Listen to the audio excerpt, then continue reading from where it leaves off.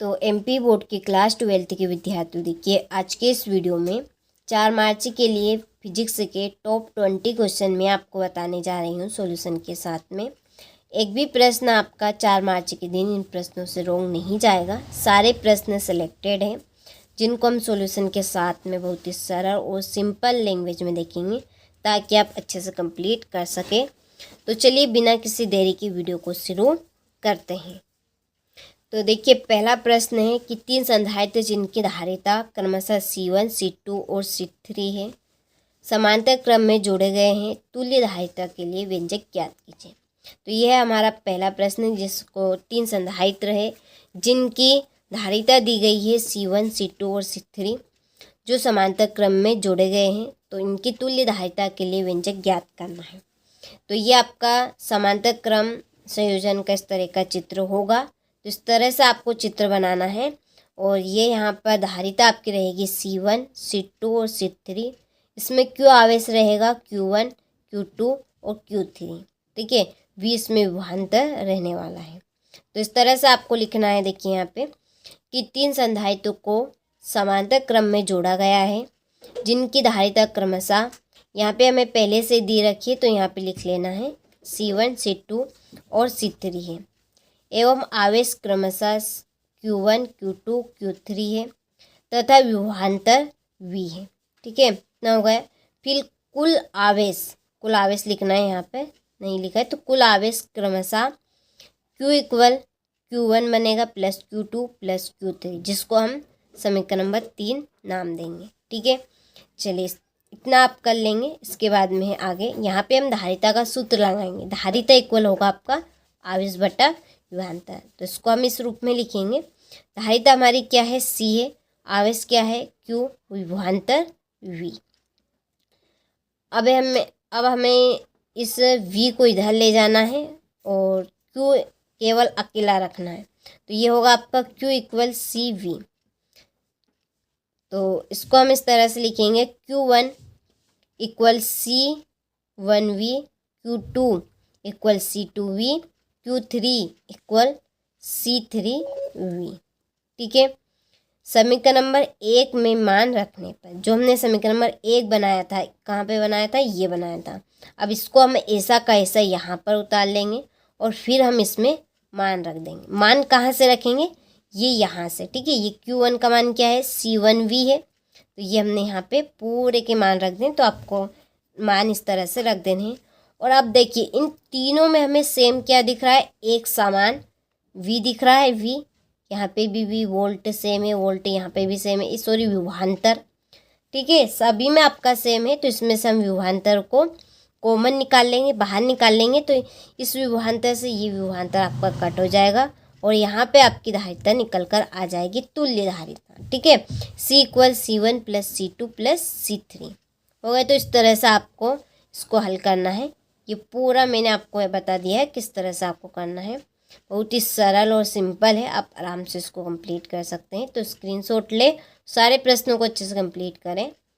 चलिए अगला है कि समांतर प्लेट संधारित्र की धारिता के लिए व्यंजक ज्ञात कीजिए जबकि प्लेटों को मध्य आंतरिक रूप से परावैद्युत मध्य स्थित हो। यदि परावैद्युत के रूप में धातु प्रयुक्त करें तो धारिता पर क्या प्रभाव होगा। तो देखिए कुछ इस तरह का आपका यहाँ पर डायग्राम बनने वाला है। ये चित्र इस तरह से आपको बना लेना है। इसमें प्लेट आपकी रहेगी, 2 प्लेट रहेगी। देखिए यहाँ पे हम मानेंगे कि माना कि 2 प्लेट A और B, कौन कौन सी, A और ये वाली आपकी B, जिनके बीच की दूरी D रहेगी। इन दोनों के बीच की जो दूरी है ये यहाँ पर दे रखी है, ये दूरी कितनी है, D है। और एवं जिनके बीच T परावैद्युत पदार्थ रखा है, ये वाला। ठीक है, इन्हीं की तरह जो आपको यहाँ पे दिख रहा है ये आपका T परावैद्युत पदार्थ है। ठीक है, दोनों के बीच रखा है। एवं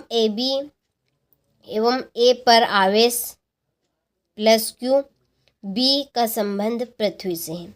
ठीक है, जो प्लेट A है हमारी, इसका संबंध किसके साथ है, प्लस Q के साथ, और B का संबंध किसके साथ है, पृथ्वी के साथ। ठीक है, जो प्लेट बी है वो किसके साथ जुड़ी हुई है? पृथ्वी के साथ जुड़ी है। व्यंजक वायु परत के विभिन्न विद्युत क्षेत्र की तीव्रता, तो यहाँ पर आपकी तीव्रता होगी E इक्वल सिग्मा बटा एप्सिलॉन, इसको हम समीकरण नंबर 1 नाम देंगे। माध्यम में विद्युत क्षेत्र की तीव्रता आपकी होगी E इक्वल म्यू बटा एप्सिलॉन के, ये आपका समीकरण नंबर 2 होगा। तो इस तरह से हम समीकरण नंबर 1 और समीकरण नंबर 2 बना लेंगे। आगे आप यहाँ से कंप्लीट कर लीजिएगा, स्क्रीनशॉट आप ले लीजिए, ठीक है। इसको फिर आपको कंप्लीट कर लेना है। यहाँ पे देखिए धारिता को आपको सूत्र लगा लेना है। ये अगला प्रश्न है कि ओम नियम की सीमाएं लिखिए। तो ओम के नियम की सीमाएं बतानी है। तो देखिए पहली सीमा है कि ओम का नियम केवल धात्विक चालकों के लिए सत्य है। जो ओम का नियम है वो केवल धात्विक चालकों के लिए सत्य होगा। दूसरा है ओम के नियम के परिचालन के लिए चालक की भौतिक अवस्था जैसे लंबाई, ताप, दाब आदि अपरिवर्तित रहने चाहिए, ठीक है। तो ये है आपकी 2 सीमाएं। तो स्क्रीनशॉट आप ले लीजिए। इसके बाद में अगला प्रश्न कि किरचॉफ का उल्टता का नियम लिखिए। तो ये है आपका किरचॉफ का उल्टता का नियम कि इस नियम के अनुसार किसी बंद विद्युत परिपथ के विभिन्न भागों में प्रभावित होने वाली विद्युत धाराओं एवं संगत प्रतिरोधों के गुणनफल का बीजगणितीय योग उस बंद परिपथ में उपस्थित कुल विद्युत वाहक बलों के बीजगणितीय योग के बराबर होता है, ठीक है। तो क्या है किरचॉफ का उल्टता का नियम कि इस नियम के अनुसार कोई सभी बंद विद्युत परिपथ है उसके विभिन्न भागों में जो प्रभावित होने वाली विद्युत धारा है और संगत, ठीक है, संगत जो प्रतिरोध है उनके गुणनफलों का जो बीजगणितीय योग है वो उस बंद परिपथ में उपस्थित कौन सा, ये वाला, ये यहाँ पर, ठीक है। तो उस बंद परिपथ में उपस्थित कुल विद्युत वाहक बलों के बीजगणितीय योग के बराबर होगा। तो देखिए एक तो जो आपका बंद विद्युत परिपथ है उसमें उपस्थित जो कुल विद्युत वाहक बल है वो और विद्युत धारा एवं संगत प्रतिरोधों के गुणनफल का जो बीजगणितीय योग है ये दोनों क्या होंगे, आपके बराबर होंगे। तो यही आपका किरचॉफ का उल्टता का नियम है, ठीक है। तो बहुत ही सिंपल है कि इस नियम के अनुसार किसी बंद विद्युत परिपथ के विभिन्न भागों में प्रभावित होने वाली जो विद्युत धारा रहेगी और उसमें संगत प्रतिरोध हो के गुणनफलों का जो बीजगणितीय योग है उस परिपथ में उपस्थित कुल विद्युत वाहक बलों के बीच गणितीय योग के बराबर होता है, ठीक है। चलिए तो आप अच्छे से इसको कंप्लीट करें, स्क्रीनशॉट ले। इसके बाद में है ओम का नियम लिखिए एवं धारा व विभवांतर के मध्य ग्राफ बनाइए। तो ये है आपका ओम का नियम कि यदि किसी चालक की भौतिक अवस्था कौन कौन सी, जैसे लंबाई, ताप, ठीक है, आदि परिवर्तन ना हो तो उसमें प्रभावित होने वाली विद्युत धारा उसके सिरों पर लगाए गए विभवांतर के अनुक्रमानुपाती होता है, ठीक है। तो बहुत ही सरल है ओम का नियम कि यदि किसी चालक की भौतिक अवस्था में परिवर्तन ना हो तो उसमें प्रभावित होने वाली विद्युत धारा उसके सिरों पर लगाए गए विभवांतर के अनुक्रमानुपाती होता है, ये समानुपाती होता है, ठीक है। धारा एवं विभवांतर के मध्य ग्राफ, तो ये रहेगा आपका धारा और विभवांतर के मध्य ग्राफ। तो इस तरह से आपको ग्राफ बनाना है दोनों के बीच में, हो गया। चलिए आगे है अनुगमन वेग किसे कहते हैं। अनुगमन वेग और विद्युत धारा में संबंध स्थापित कीजिए। तो देखिए यह है आपकी अनुगमन वेग की परिभाषा कि किसी चालक में इलेक्ट्रॉन विद्युत क्षेत्र, ठीक है, के प्रभाव से एक नियम औसत वेग से प्रभावित होते हैं। तो इस नियम औसत वेग को अनुगमन वेग कहते हैं। तो इस नियम को हम क्या कहेंगे, औसत वेग का अनुगमन वेग कहते हैं, हो गया। तो ये है आपका अनुगमन वेग और विद्युत धारा में संबंध। तो यहाँ से आप स्क्रीनशॉट ले, ठीक है, और अच्छे से आपको कंप्लीट करना है दोनों में संबंध। आगे है विद्युत वाहक बल एवं विभवांतर में अंतर स्पष्ट कीजिए। तो देखिए बहुत ही सरल और सिंपल रहने वाला है विद्युत वाहक बल और विभवांतर में अंतर। तो इस तरह से आपको स्ट्रक्चर बना लेना है। एक तरफ विद्युत वाहक बल लिखना है, दूसरी तरफ आपको विभवांतर लिखना है, ठीक है। चलिए, तो पहला पॉइंट है कि यहाँ सेल के दोनों ध्रुवों के बीच का अधिकतम विभवांतर होता है जबकि सेल खुले परिपथ में हो, ठीक है। जबकि सेल कैसे होनी चाहिए? खुले परिपथ में होनी चाहिए। विभवांतर में आपका कि यहाँ किसी विद्युत परिपथ में किन्हीं दो बिंदुओं के विभवों का अंतर होता है, ठीक है। जो विभवांतर है वहाँ किसी विद्युत परिपथ में किन्हीं दो बिंदुओं के विभव का अंतर होता है, ठीक है। चलिए, ये आपका दूसरा पॉइंट इसमें कि इस शब्द का उपयोग विद्युत स्रोतों जैसे जनरेटर, सेल, बैटरी, डायनेमो आदि इत्यादि में किया जाता है और इस शब्द का उपयोग परिपथ के किन्हीं दो बिंदुओं के लिए किया जाता है। तीसरा पॉइंट है विद्युत परिपथ भंग होने पर भी इसका अस्तित्व रहता है और विद्युत परिपथ भंग होने पर इसका अस्तित्व समाप्त हो जाता है, ठीक है। इसका नामो निशान नहीं मिल पाता है, इसका तो मिल जाता है। हो गया। चलिए, है आपका अगला प्रश्न। तो यहाँ से आप स्क्रीनशॉट ले और अच्छे से कंप्लीट करें। तो सारे ही प्रश्न में आपको देखिए सेलेक्टेड प्रश्न बता रही हूँ जिनके आपके पूरे चांस हैं। आपका एक भी प्रश्न इन प्रश्नों से रोक नहीं जाएगा। तो सारे प्रश्नों को आपको अच्छे से कंप्लीट करके जाना है 4 मार्च के दिन, क्योंकि ऐसे प्रश्न हैं ये आपके मोस्ट इम्पोर्टेंट। चलिए, यहाँ से आप अच्छे से स्क्रीनशॉट लें।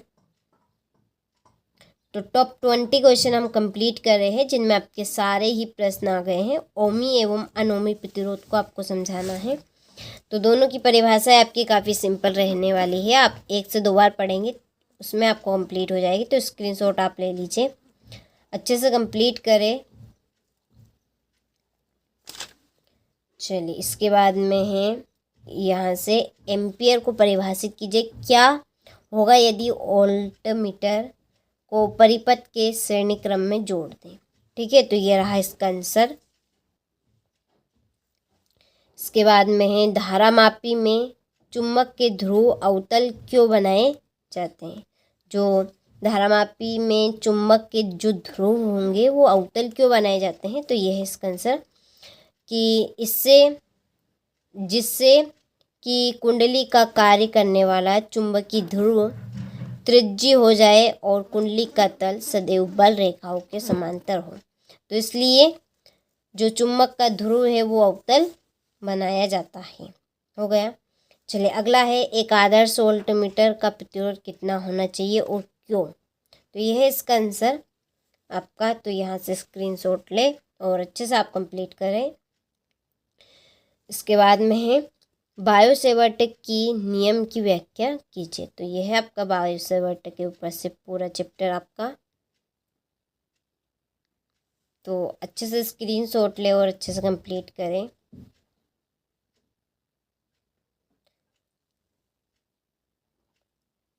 ठीक है, आगे है फ्लेमिंग के बाएं हाथ का नियम लिखिए। तो यह आपका फ्लेमिंग का बाएं हाथ का नियम कि फ्लेमिंग के बाएं हाथ के नियम अनुसार अंगूठा तर्जनी मध्यमा को इस प्रकार फैलाए कि वे परस्पर लंबवत हो तो तर्जनी बल रेखाओं की दिशा तथा मध्यमा विद्युत धारा की दिशा को प्रदर्शित करेगा, ठीक है। तो फ्लेमिंग के बाएं हाथ का नियम कहता है कि अंगूठा तर्जनी और मध्यमा को इस तरह फैलाए कि वे परस्पर लंबवत हो, तर्जनी बल रेखा की दिशा बताए, मध्यमा विद्युत धारा की दिशा को प्रदर्शित करेगा, ठीक है। चलिए, यहाँ से आप स्क्रीनशॉट ले लीजिए। चलिए, तो अगला प्रश्न है लॉरेंज बल किसे कहते हैं। लॉरेंज बल का सूत्र लिखिए। तो ये है आपका लारेंज बल की परिभाषा कि किसी गतिमान आवेश पर चुंबकीय क्षेत्र के कारण लगने वाले बल को लारेंज बल कहते हैं। तो किसे कहेंगे हम लारेंज बल? कि किसी गतिशील गतिमान आवेश पर चुंबकीय क्षेत्र के कारण लगने वाला जो बल है उसे हम लारेंज बल कहेंगे। इसका मान निम्न सूत्र द्वारा दिया जाता है। तो F इक्वल क्यू ब्रैकेट में V इंटू पी।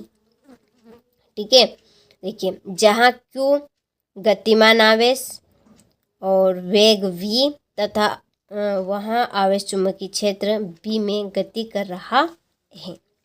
ठीक है, चलिए तो लारेंज बल द्वारा किया गया कार्य इस तरह से रहेगा इसका आंसर।